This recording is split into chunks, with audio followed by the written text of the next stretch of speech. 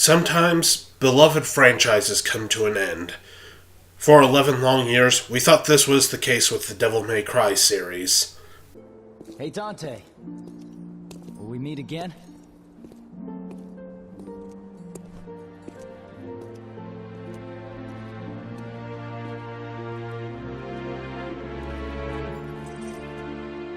Of course, there was that reboot that failed to connect with audiences for multiple reasons in 2013. Fuck you!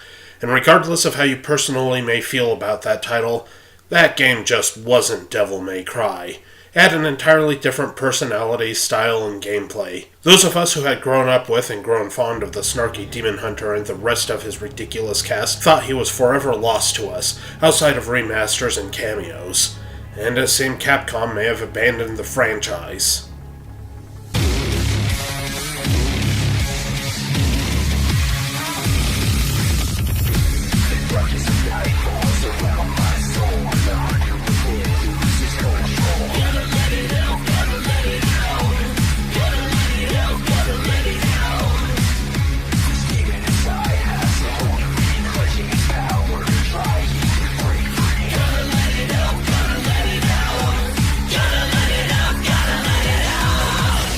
At E3 2018, Hideaki Itsuno himself announced the long-awaited 5th entry in the series, and went so far as to proclaim that it would exceed expectations. Exceed. Now admittedly, I was a bit nervous at the announcement. At first, the more realistic style was a bit off-putting, and while seeing the gameplay made me feel better, I was still worried. Luckily, every time a new trailer was shown, it got me more and more excited.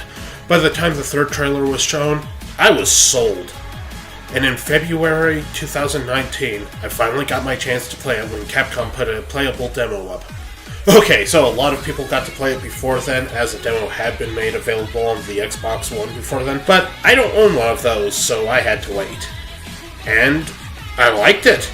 The demo was fun, very reminiscent of Devil May Cry 4's gameplay, but obviously a bit more modern visually.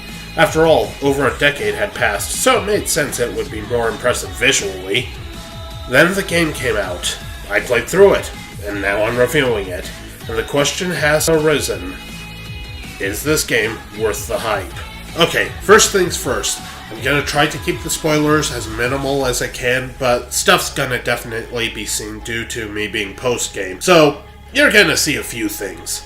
I won't outright spoil the plot if I can help it, but there's definitely a few gameplay spoilers regardless, so this is your warning. This review's getting crazy. Let's rock! So, let's start with the graphics. Cheer up, crew cut. You taking notes? Man, does this game have graphics! Without a doubt, this is one of the best looking games on the market right now, and honestly, I think it outdoes even Capcom's own Resident Evil 2 remake by a pretty wide margin, which is a hell of an accomplishment, with better performance to boot. There's so many tiny details and everything, with the character models being superb and the environments and demons look great. Well, mostly great. Honestly, while the graphic fidelity is amazing, the locations look a bit, samey. Seems like only Devil May Cry 1 and 4 managed to avoid this issue, sadly. Thankfully, it's not quite as dull and brown as DMC2's locales, being just slightly more interesting than 3's. Still, it'd be impossible to deny that it's basically destroyed city and demonic tree roots that you see for the majority of the game. As said before, the character models are fantastic. There's just so many little details and they're animated superbly. Not just with their movements, but in smaller things like the way their hair flows and their faces contort when swinging their weapons. Good lord, that's a handsome smug face. I was certainly concerned during the E3 reveal, thrown off by the realistic graphics and Nero at first glance making me think he was the reboot Dante, but I got over it pretty quickly. Once I saw the way the characters moved in action, a lot of that concern disappeared, and Dante's hobo-esque appearance is just too damn charming for me to worry about. And perhaps the most important aspect of the graphics is the aforementioned performance. And luckily, it's silky smooth, for the most part. While the cutscenes dip, quite a bit, the actual combat regularly stays at 60 frames per second, with it only dropping on small occasions, at least on the base PS4. From what I've seen, the PS4 Pro and Xbox One X both perform excellently, but the base Xbox One seems to dip pretty hard, sometimes as far as 30 frames. That's a big oof. As for the PC version, it apparently is pretty heavily demanding, as many people have reported stuttering issues. According to a friend of mine, he had to tone down some of the graphic effects or it would chug and stutter and have audio desync in cutscenes, even on the default settings, so you may want to have some serious horsepower under your hood if you want to brute force it to max settings. Luckily, it does sound like there's a considerable number of options to choose from, so those who can't go full ham should at least be able to manage to get it playable. There's also a photo mode included in the pause menu, which is pretty nice. It doesn't have a ton of options, but you can at least zoom in and out pretty far. It's there, and that's nice, but hardly anything mind-blowing. Probably the biggest gripes I have in regards to the visuals is the camera. Now, mind you, the camera isn't terrible, and certainly won't make you tear your hair out, unlike some entries, but there were times where it would get caught on something. Luckily, it's exceptionally easy to manually move it now. Next up is the audio, and it proves to be pretty solid here, too. The audio quality is fantastic, and every slice, shot, and explosion is loud and clear. And the voice acting? It's the best it's ever been. Johnny Young Bosch absolutely shines, giving Nero's hot-headed personality more emotional weight than he did in the last game, and I swear Ruben Langdon is having the time of his life as Dante. Other highlights include Faye Kingsley's performance as Nico, who is way funnier and more likable than she has any right to be. Ooh-wee. I'm gonna make something amazing out of this. Did you just sniff that? Do you have any idea where that's been? Up your butt? And can I mention that character? Say that, right? No. Oh.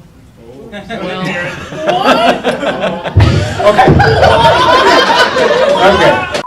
If for some reason you don't like the English cast, and seriously, what the hell is wrong with you in that scenario, the Japanese voices are included as well, though I haven't paid them much mind.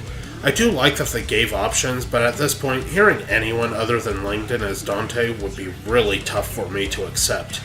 And of course, how could I talk about the audio in a Devil May Cry game without mentioning the OST? I will admit, this probably isn't the strongest soundtrack in the series. But that's not to say it's bad either. There's plenty of memorable themes, even songs I wasn't expecting much from, like Subhuman, wound up turning out okay after they retooled it. And despite it not initially grabbing me, Devil Trigger had me hyped every time I heard it throughout the game. But the track that stuck with me more than any other was the game's ending theme, Legacy. This song was briefly used in the final trailer, and it's just such a beautiful track. I also love the added dialogue in the middle of stages and boss battles. It brings so much to the experience, and does so without losing that beloved taunt button. It also leads to more banter, which is always nice in these games. I believe this was one of the aspects Itsuno lifted from the reboot, along with the music getting pumped the higher your style ranking goes, and the close-up camera when you finish off the last enemy or boss.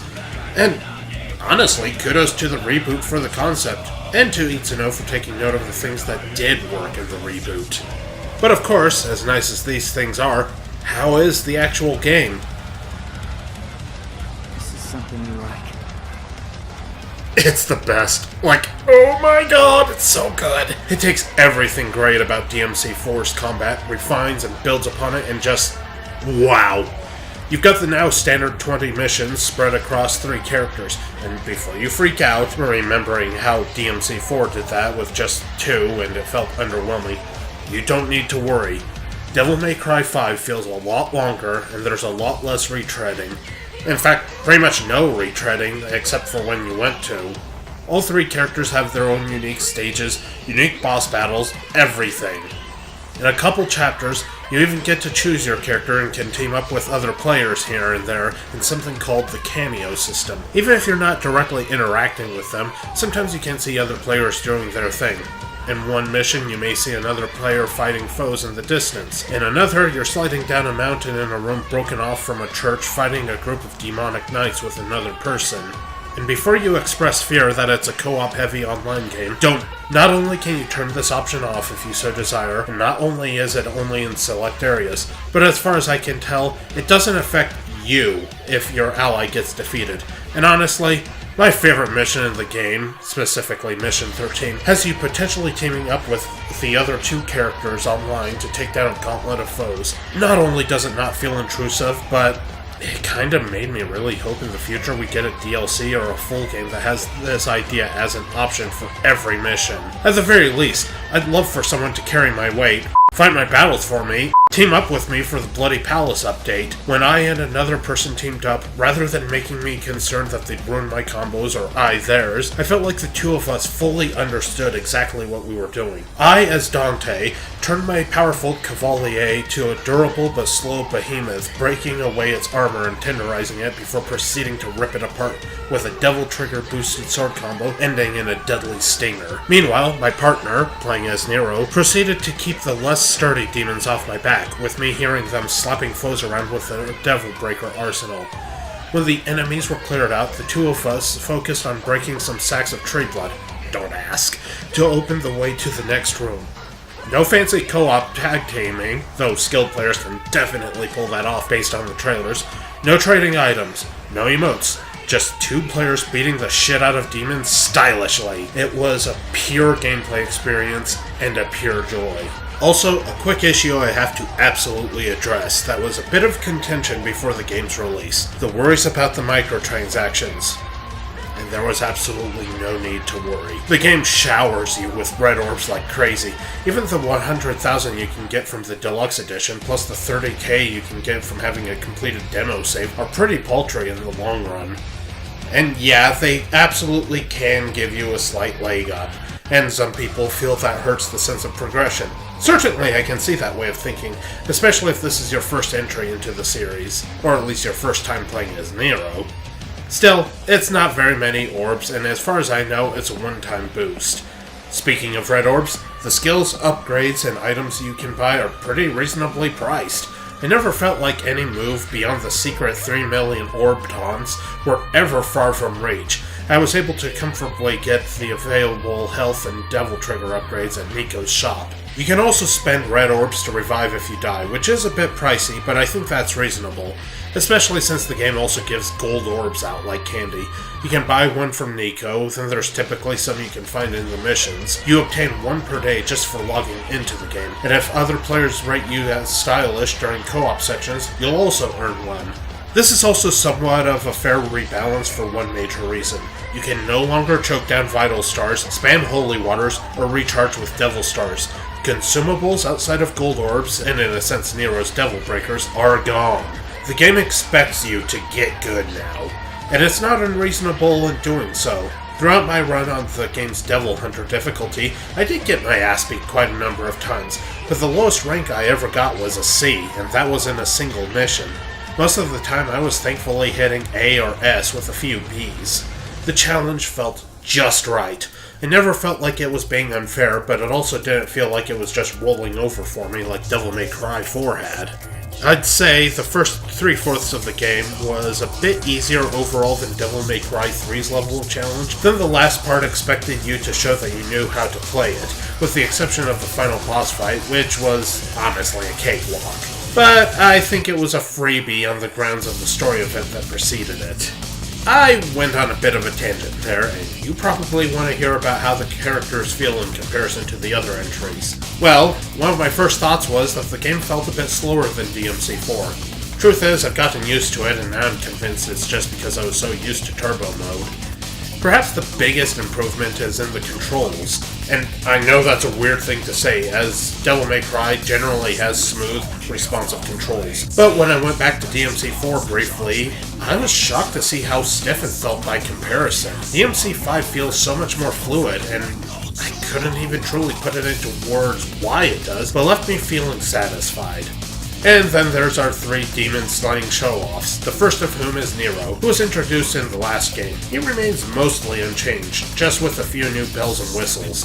Most of his moves are familiar, with the same basic feel they had in DMC4, but without his trusty buster skill. That's been replaced with Devil Breakers, expendable robot hands that have different effects, including one that feels like the Devil Buster, so you're still good on that front. Beyond the new Devil Breakers, I really like Nero's new color shots. Basically an enhanced version of the old charge shot. I don't know why, but I just really liked how these were handled.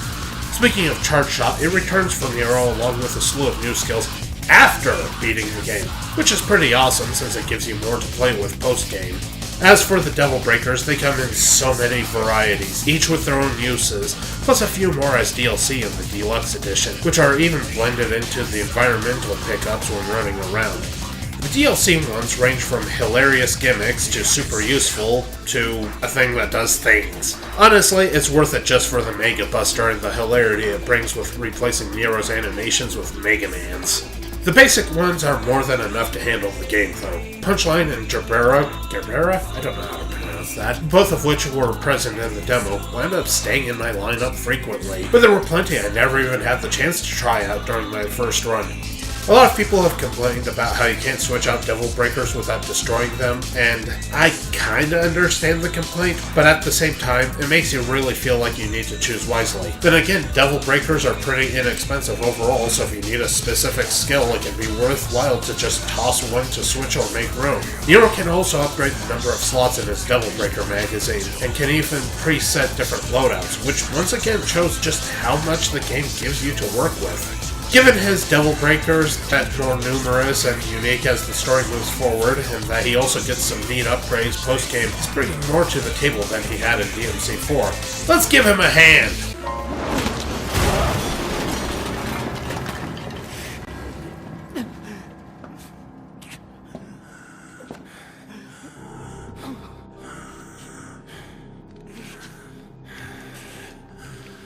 I'm taking this back.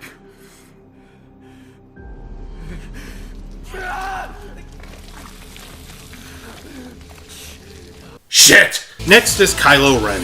Yeah, I know everyone's made that joke, but I wanted to make it too, so shut up. V is the new guy on the block, and he is vastly different than anyone else in the series, more so than even Lady was in Devil May Cry 4 Special Edition. Instead of directly attacking, V has to summon up his companions, Griffin, Shadow, and Nightmare. Where have I heard of those guys before? Each of these demons act under V's direction, with Griffin being his ranged attack, Shadow being his melee, and Nightmare as his devil trigger, who acts independently, although you can directly command him with the right skills. However, all these three can do is damage the enemy. And you're probably thinking, well, so what? Isn't that what they're supposed to do? Well, it means just that. They can only hurt foes. They can't kill them. Instead, V has to get in close to a weakened foe and execute them himself. It's a pretty cool concept and is fairly easy to pull off. Perhaps a little too easy. I found V to be the least fun of the trio to play as. Because of the nature of how he commands his little squad, it feels like a lot less controlling them and more like you're giving them suggestions as to what they should do, which somewhat can result in him feeling a little bit on the button mashy side. Worse yet, if Shadow and Griffin are defeated, or stalemated as the game calls it, then you have to wait for them to revive, leaving V defenseless if he can't call up Nightmare. Well, I guess he can get a skill where he summons a ring of swords around himself, but that's hardly enough to keep things on the offensive. Now, granted, this is just from my own experience, and I'm nowhere near as skilled at the series as a lot of people, even if I did Platinum DMC3. Twice. Shut up! Let me have some bragging rights! Still, I'm sure experts can play V as masterfully as the other characters, and I simply don't really understand how to play him. He's definitely the easiest to play as, and he does have some cool, unique aspects, like his ability to dodge backward using Griffin, or using Shadow to surf across the ground, and it's undeniably fun to sit there and read poems to restore your devil trigger, or taunt by conducting Flight of the Valkyries while your cronies decimate some demons. Oh, and summoning Nightmare to break down a wall never gets old. And then there's this smug boy. Not only is it great to see Dante back, not only is he probably at his most diverse, and not only is he so much damn fun to watch doing anything, really, but damn it, he's brought his absolute A game. Okay, yeah, he's pretty strong. Also really handsome. Like, why did none of you warn me he would be so handsome? I don't think Dante has ever been this much fun to play as, and well, he's Dante. Dante has always been a buttload of fun to play as, but starting with 3, Itsuno always somehow makes him even more exciting to play as, and once again, he topped himself. Like DMC4, style switching has returned, and I can't help but feel like it's even more fleshed out than before. And Dante's arsenal comes pre-stocked with not only his trusty Rebellion Sword in Ebony and Ivory, but he also begins with Balrog, a gauntlet weapon for punching and kicking like Ifrit, Beowulf, and Gilgamesh, along with his trusty shotgun, the Coyote A. So you're given some pretty decent options right out of the gate. Oh, but of course you're getting more than just that. Dante gets not just 1, but 2 sword upgrades through the plot. Cavalier, the amazing twin chainsaw pizza slicers that turn into a motorcycle. Yes, really. A triple elemental version of Cerberus from the 3rd game. Dual-wielding rocket launchers. Yes, really. And Dr. Faust, a red orb shooting hat that can summon meteors. Yes, really. But even that's not all. Partway through the adventure, he gains a 2nd Devil Trigger. Look familiar? Yep, the Majin Trigger from Devil May Cry 2 is back, now named Sin Devil Trigger. And while it doesn't render you immortal temporarily like it did back then, it definitely gives off that feeling of destructive power. It still only lasts a few seconds, and you have to charge it using your normal DT energy first, but the payoff is amazing. You don't regenerate health while in this form, but that's okay. You basically become the center of a nuclear explosion and deal off so much insane damage, and it's amazing. Oh hey, look at that, Dante even impales himself to activate it. Perhaps it's just that I've gotten better at the series, or perhaps it's just because of how much smoother the game seems in general, but I've never felt more in control of Dante. While I'm certainly not at the level of the really good players, I swear I was pulling off better, more advanced style switching combos than I've ever managed before. I mean, you probably will never see a combo mad video from me, I'm nowhere near that good, but I think I was legitimately doing some pretty crazy stuff to keep things going stylishly. Beyond the characters is, of course, stuff like enemies. Almost every mission seems to add a new foe with a new concept to tackle. It helps to keep things fresh. There's always different ways of tackling each one, and I'm thankful some of the more durable variations only show up once in a while. Basic Moog fodder will constantly show up to be dealt with, but you never really have to worry about the particularly stubborn foes popping in with huge numbers. And on the rare occasion they do, it's usually in a place where it makes sense, like one of the co-op areas. And then there's the bosses. This game has quite a number of them. And while not all of them are super high quality, I don't think there were any I outright disliked fighting. And any that were callbacks to previous entries were given enough of an upgrade that they no longer feel like the previous ones. I'd say of the entire lineup, there were maybe 2 I didn't really like, and both of them were relatively easy and short-lived. For that matter, I don't think any bosses outlived their invitation. In fact, I can't remember a single part of the game where I ever felt bored. As much as I love the 3rd and 4th games, even they have certain parts that I felt dragged. As for the story, I'd say it's on par with, if not better than, Devil May Cry 3's. The trailers had some well-done misleads, and while you've probably guessed who V, N, or Urizen are, just from the trailers, I thought there was a pretty clever twist in there. At the very least, I think it being complete will make players feel that it's better than the sadly short-lived story of the 4th game. It's a bit tough to talk about the story without spoiling it, and seeing as how the game just came out, I prefer not to ruin it, especially since some things were unfortunately spoiled in this review as is, and I'd like to limit the plot spoilers as much as I can. I will, however, state the game's ending is satisfying. It gives a nice conclusion to the overall story of the Sons of Sparta, but also leaves itself open and ambiguous enough that if they ever decide they want to do more, the option is there. Oh, and the cutscenes have never been better. The scene where Dante gets Dr. Faust alone is pure giggle-inducing gravy.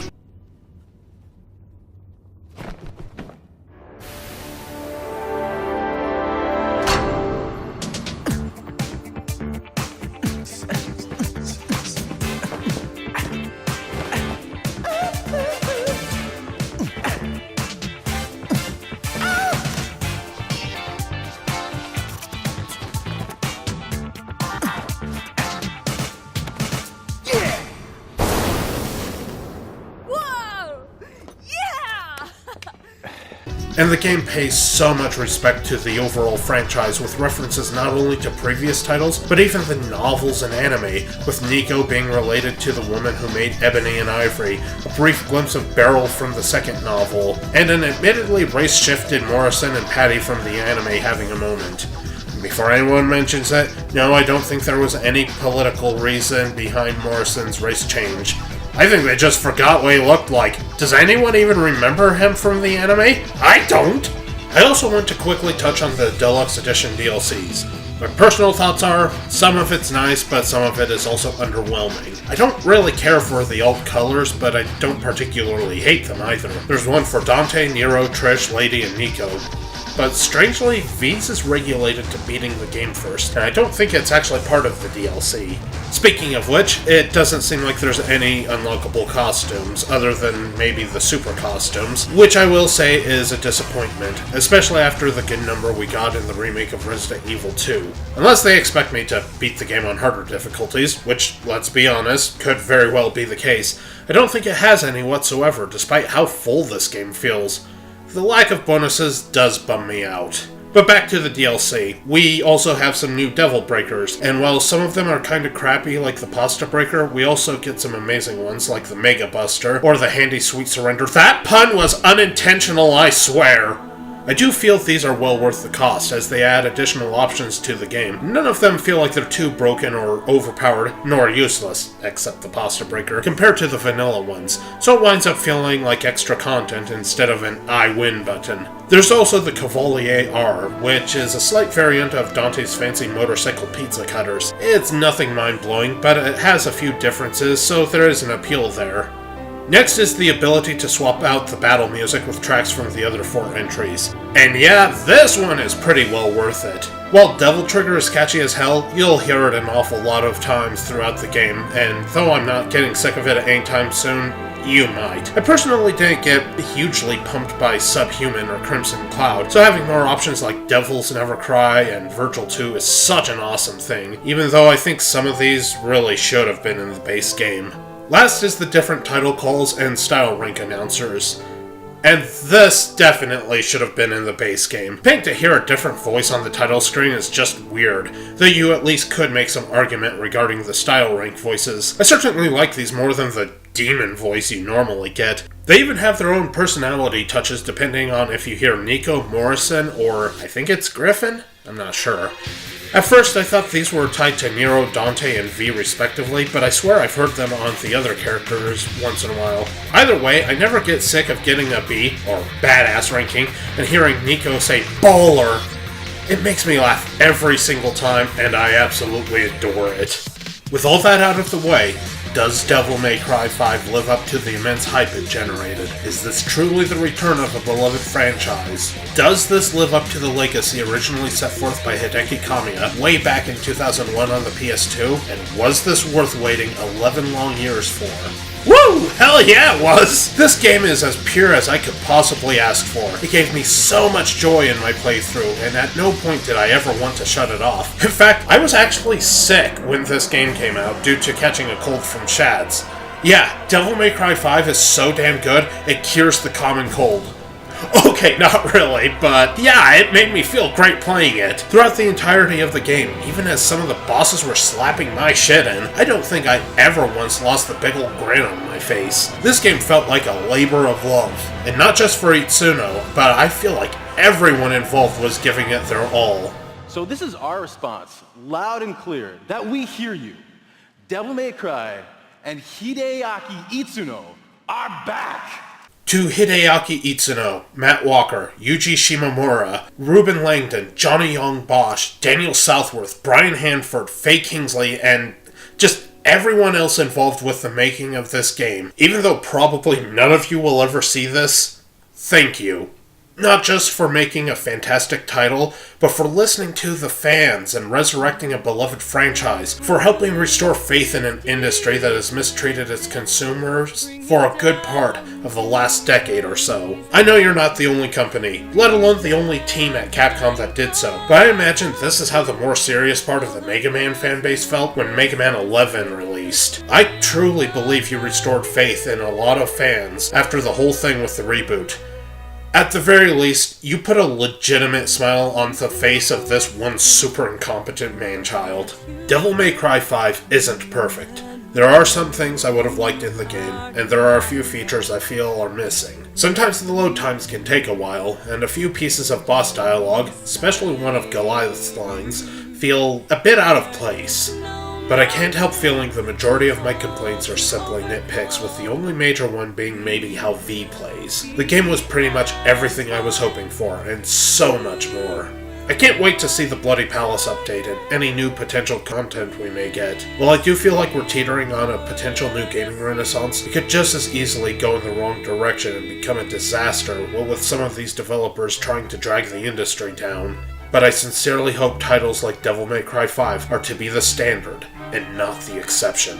I absolutely recommend Devil May Cry 5. It's a fantastic title, filled with insane depth, gorgeous graphics, great audio, fun gameplay, and a genuinely entertaining story and cast, capped off with a satisfying conclusion. And while the franchise feels like it could end here, it also feels like it just as easily could continue on in the future. But if this is the last time we see Dante, Nero, and everybody else, that's okay. It's enough. Even just my run-through on Devil Hunter felt fulfilling. And while I'm never gonna get good enough to ever possibly platinum the game, that's okay. It showed that someone was listening to the fans, and even if it was just for one last hurrah, Capcom delivered. This game is pure joy. Pure exhilarating, Smokin Sexy style joy. To your next endeavor, hopefully Dragon's Dogma 2, but whatever it may be, I truly wish you the best of luck, Mr. Itsuno.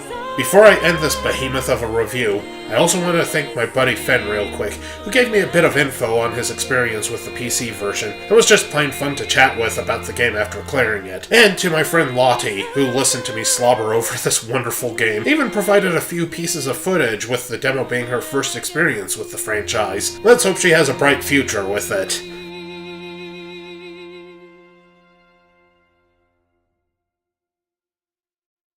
Of course, it's just as possible everyone's going to chalk up this review to me being a Devil May Cry fanboy, since I'm the same mutton head that defended Devil May Cry 2. Thank you guys so much for watching, and sorry it's so damn long, but this game meant a lot to me, and this review became a passion project in its own way. Agree? Disagree? Let me know in the comments. If you still want more Devil May Cry content, why not check out my review of Devil May Cry 2, where I actually tried defending it. Or if you want me to prove my nerd cred, you can watch me scream obscenities and embarrass myself while I barely claw my way through Devil May Cry 3's Dante Must Die difficulty. Or why not check out my run of this very game's demo?